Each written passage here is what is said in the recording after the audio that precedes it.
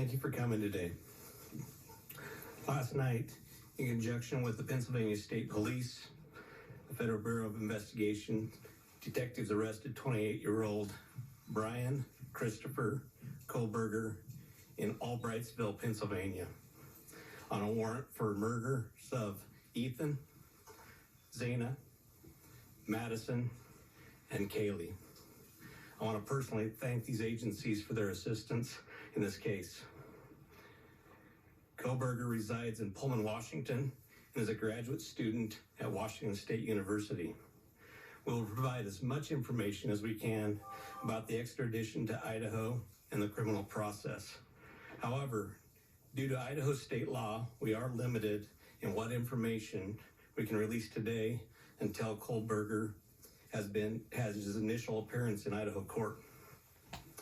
I want to express my appreciation to our local community, the people of Idaho, and those throughout our nation who provided information to help us investigate these murders has been very impressive.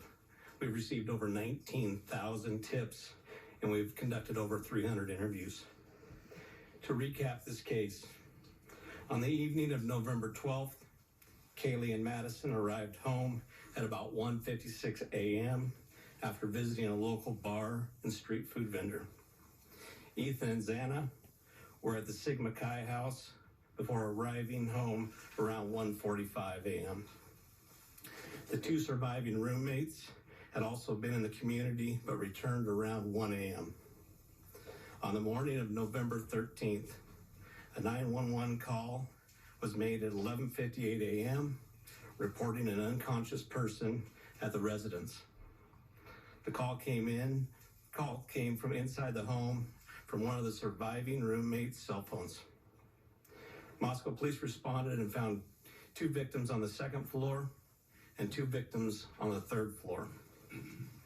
On November 17th, autopsies were conducted and the Latah County coroner confirmed the identity of the 4 victims. The cause and manner of death was homicide by stabbing. Some had defensive wounds, and each had been stabbed multiple times. These murders have shaken our community, and no arrest will ever bring back these young students. However, we do believe justice will be found through the criminal process.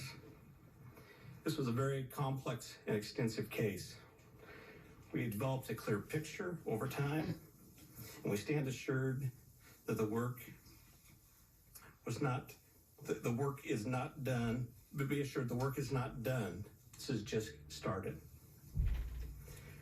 Since November, we have remained laser focused on pursuing every lead in our pursuit of justice for the victims and their families. I recognize the frustration with the lack of information that's been released. However, providing any details in this criminal investigation might have tainted the upcoming criminal prosecution or alerted the suspect of our progress. We will continue to provide as much information as we can as the process moves forward.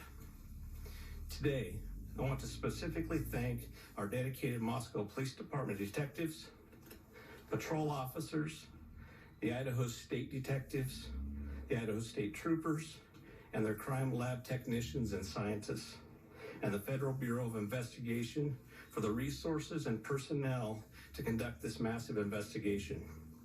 It was the dedication of them and the persistence and the numerous hours that led to an arrest.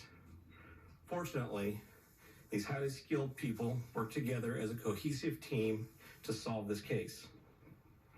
I also want to thank our community and the nation. Over the past 6 weeks, I've been continually reminded of how much our community cares. Locally, public support has been exceptional with kind words, food for investigators, and letters of support. You will never know how much your words of encouragement help us through these trying times. I appreciate each of you and each of your kindness.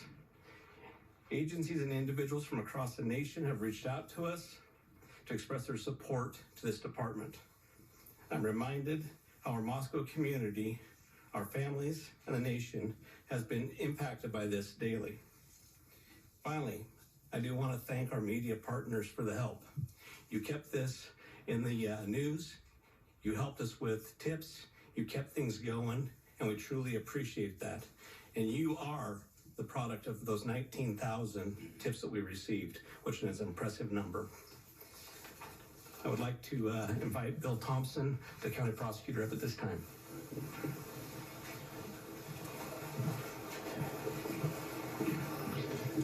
Good afternoon, folks. My name is Bill Thompson. I'm the Latah County prosecutor. And it's sad to be here, but happy to be here at the same time.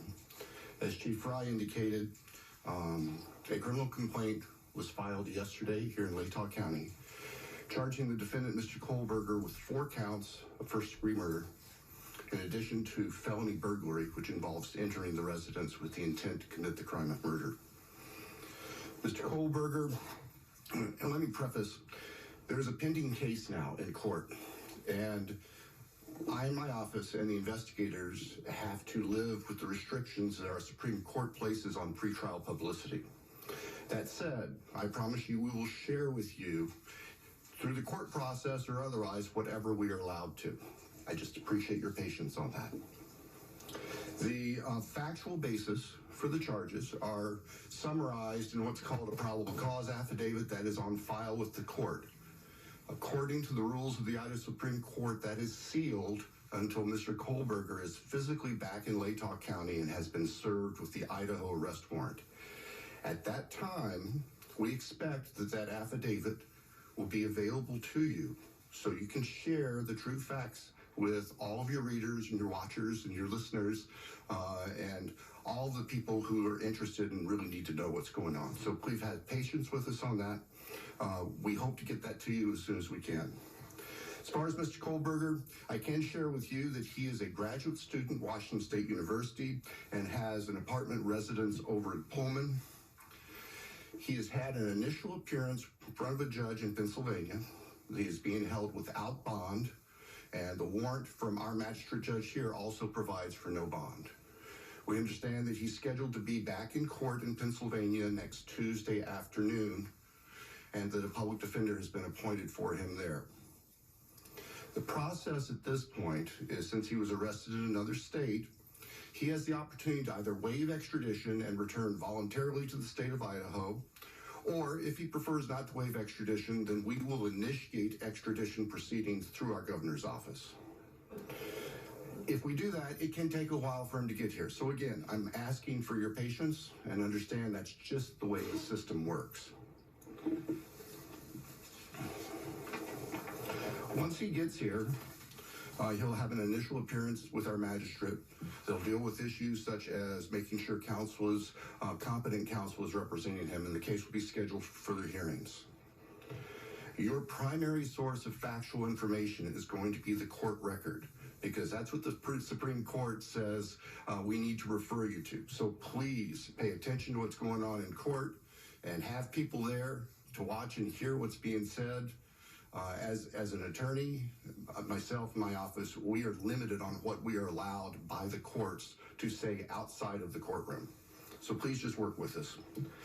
Finally, as the chief indicated, this is not the end of this investigation. In fact, this is a new beginning. Y'all now know the name of the person who has been charged with these offenses.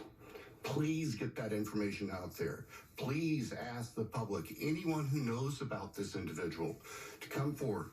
Call the tip line. Report anything you know about him to help the investigators and eventually our office and the court system understand fully everything there is to know about not only the individual, but what happened and why. Next, I'll introduce Colonel Ked Wells from the Idaho State Police. Thank you.